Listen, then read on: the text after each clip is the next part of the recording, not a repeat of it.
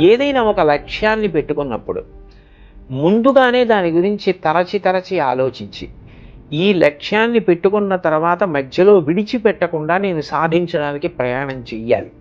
ఎందుకనంటే, ఒక లక్ష్యాన్ని పెట్టుకుని మీరు బయలుదేరారనుకోండి, మిమ్మల్ని పొగిడేవాళ్ళు, మీ వెనక నిలబడేవాళ్ళు, మిమ్మల్ని సమర్థించేవాళ్ళు ఎలా ఉంటారో, రాళ్ళేసేవాళ్ళు, దాని గురించి ఏమీ తెలియకపోయినా ఏవేవో మాట్లాడేవాళ్ళు కూడా ఉంటారు.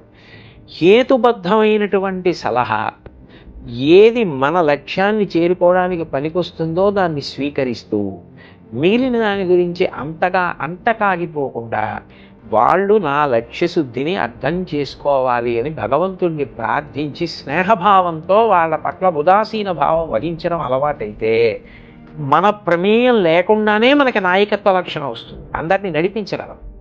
లేకపోతే ఏమవుతుందంటేనండి, ముందు పొగిడితే పొంగిపోవడం, ఎవరో తెగిడారని కుంగిపోవడం అలవాటైపోయిన వాడు తానే ఉద్దాన పతనాల్లో పడిపోతే వెనక ఎవరిని నడిపించగలడు?